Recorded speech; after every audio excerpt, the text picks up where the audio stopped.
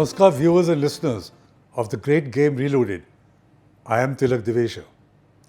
Since its creation, Pakistan and the United States have had a strange relationship. The one word that describes it is transactional. They've been close when America needed Pakistan for its strategic objectives, and Pakistan has always been ready to play ball. Since 2011, when Osama bin Laden was found hiding in Pakistan, and especially since 2021, when the US withdrew from Kabul, the relationship has been on a downturn.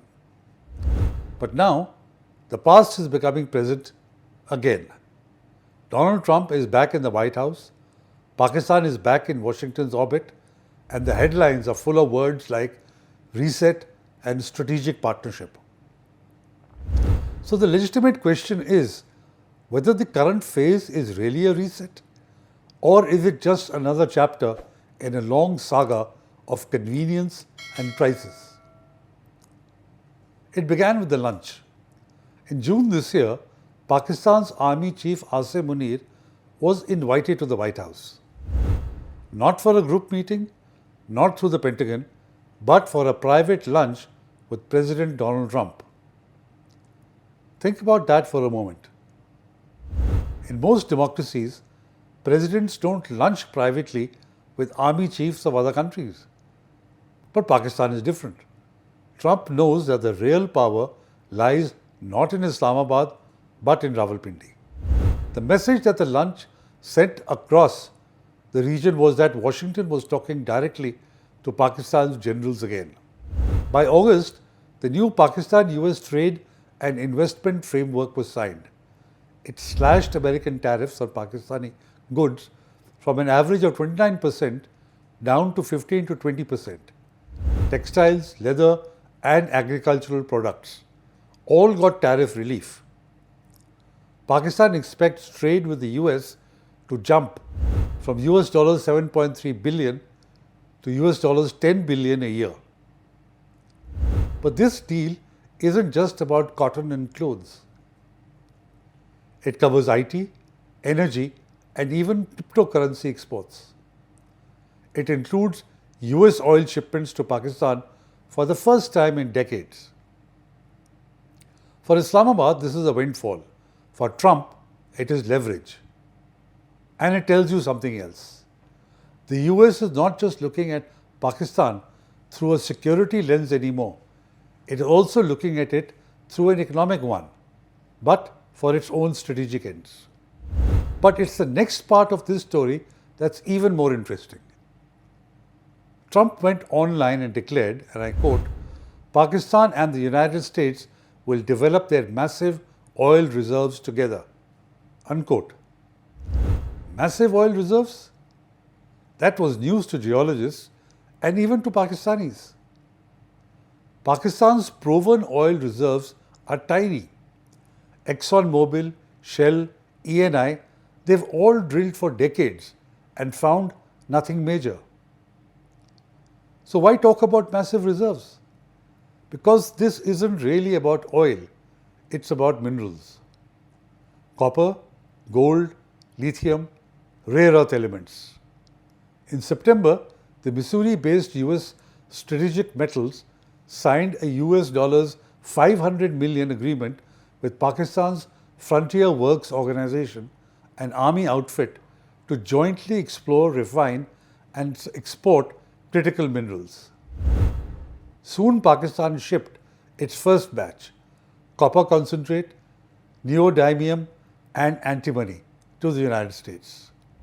This is the new great game, not for land, but for the minerals that power the future: electric vehicles, smartphones, and satellites. China controls 80% of the world's rare earth supply. America wants alternatives, and Pakistan's mountains could be one of them. Because Pakistan has marketed itself as having trillions of dollars worth of reserves. No surveys, no verification, just an assertion that the US seems to have bought.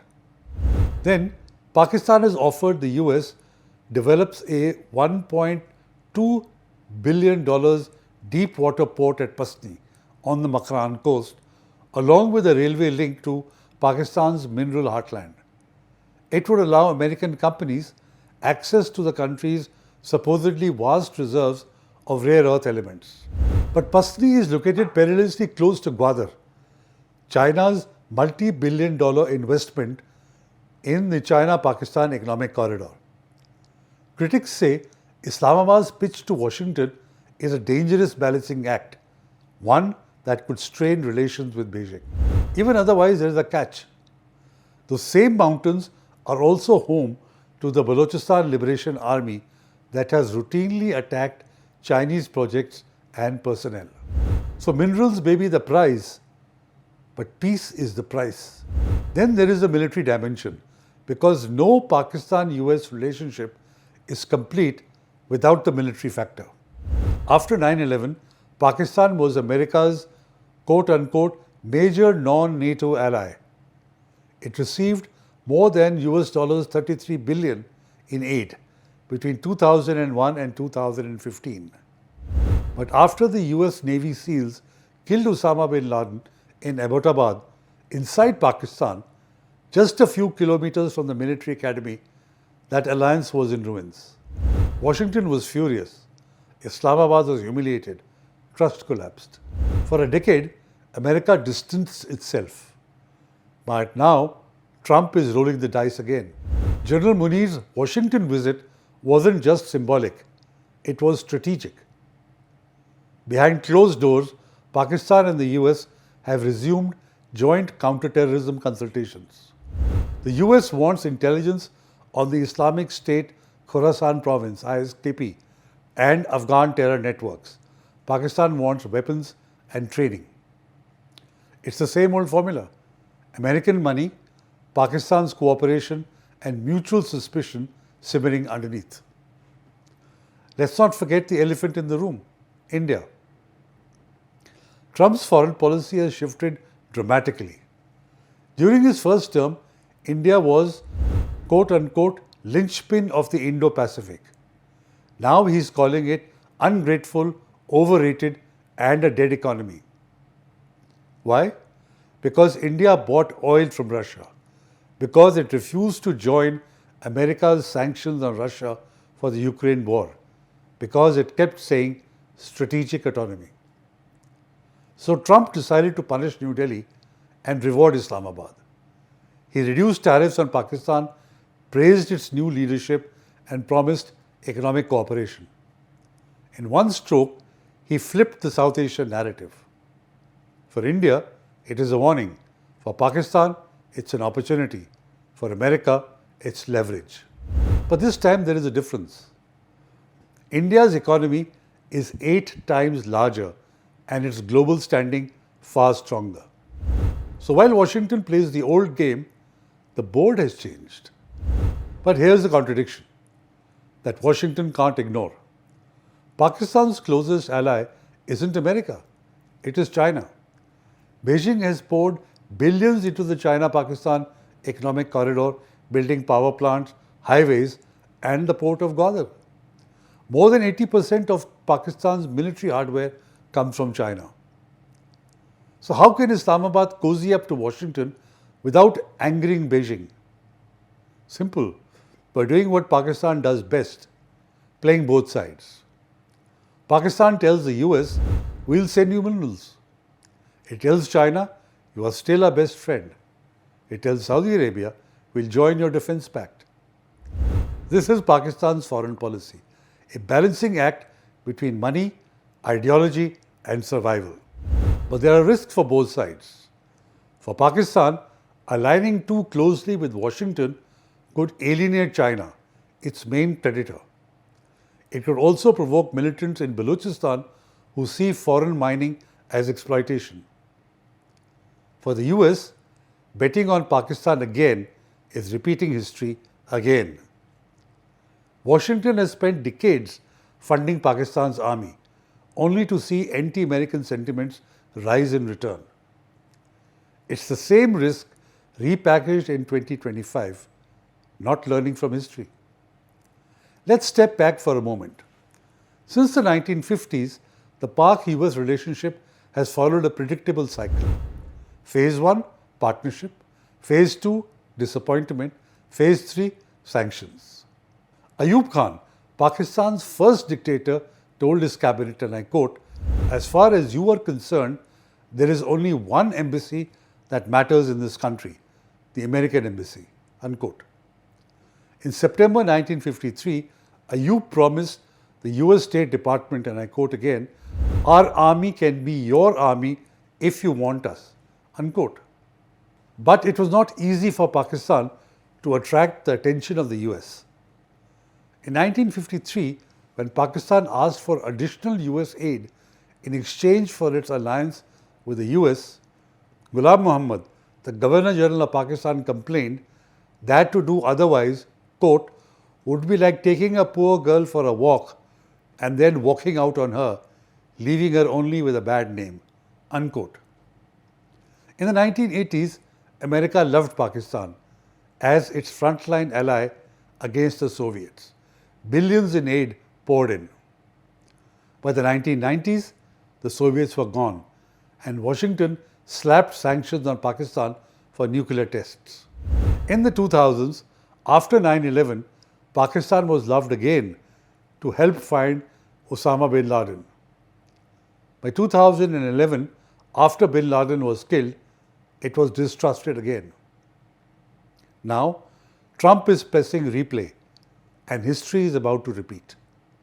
Because in this relationship, when America needs Pakistan, it pays. When it doesn't, it punishes. Islamabad is calling this a reset and selling it as a diplomatic victory. Prime Minister Shehbaz Sharif calls Trump a man of peace. Editorials celebrate the return of parity. And Pakistan even nominated Trump for a Nobel Peace Prize for brokering the India-Pakistan ceasefire in May, something that India has denied on several occasions. It's the same old playbook for Pakistan. Praise Washington when the money flows, blame Washington when it stops. But ordinary Pakistanis are skeptical. They've seen this movie before. Can this new partnership last? History says no. Pakistan's economy is too fragile, its politics are too unstable, and America's patience is too short. Every US administration eventually tires of Pakistan's double game, and every Pakistani leader eventually complains about American betrayal. The script writes itself, neither learning from history. So where does this leave us? Is the US-Pakistan relationship really being reborn? Or is this just another season of the same old drama? The answer lies somewhere in between. For Washington, Pakistan is once again useful. For Pakistan, US is once again interested. But usefulness is not friendship, and interest is not trust. This so-called reset is transactional, not transformational. It is driven by need, not belief, by politics, not partnership. And when those needs change, as they always do, the warmth will fade. Because in geopolitics, there are no permanent friends, only permanent interests. And between Washington and Islamabad, interests have always trumped trust. I am Tilak Divesha. Thank you for watching. Do like, share and comment. Namaskar and Jai Hind.